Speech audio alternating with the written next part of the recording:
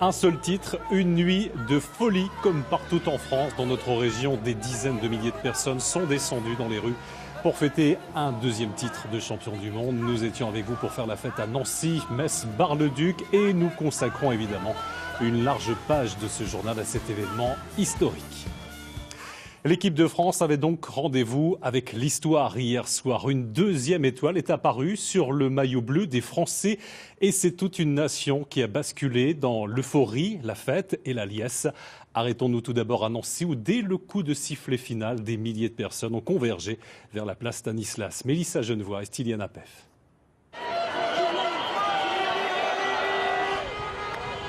Pas de panique, ceci n'est pas un putsch, ni une guérilla urbaine.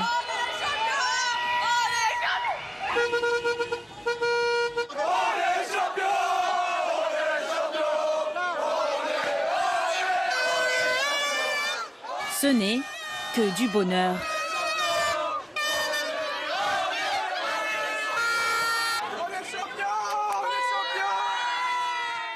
Et à Nancy, le bonheur donne des ailes. Il donne aussi de l'amour.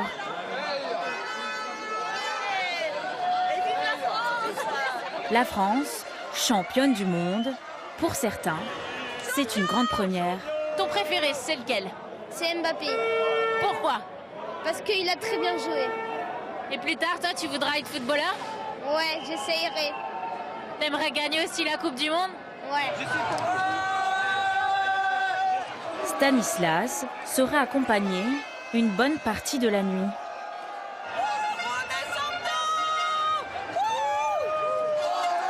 Quitte à passer un lendemain difficile. T'as gagné la Coupe du Monde? Je crie partout. Ça fait comment?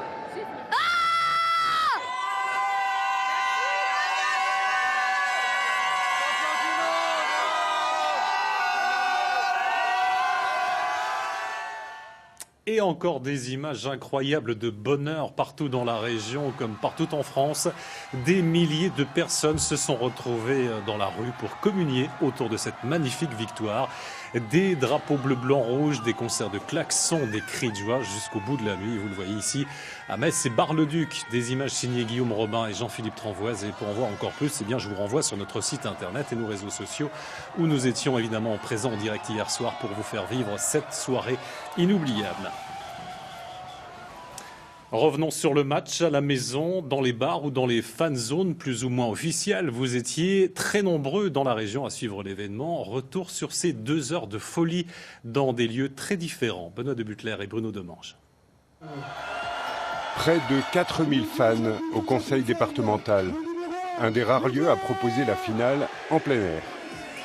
L'ambiance rythmée par les belles actions de jeu.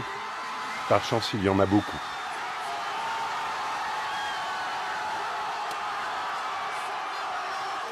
« 50 spectateurs au Monténégro, le rendez-vous de tout ce que Nancy compte comme Serbes, Albanais, Bosniaques ou Croates. » Je suis croate, ça fait longtemps que je suis ici, 50 ans. J'aime la France, j'aime l'équipe de France et j'aime la Croatie parce que les deux dans le cœur, les deux pays sont dans le cœur. Même ici, la salle vibre pour l'équipe de France. Et là-bas, comme ici, l'ambiance monte au fil des exploits des Bleus jusqu'à la victoire. C'était une très bonne soirée, mais je suis fier des Croates. Ils ont fait un très bon match.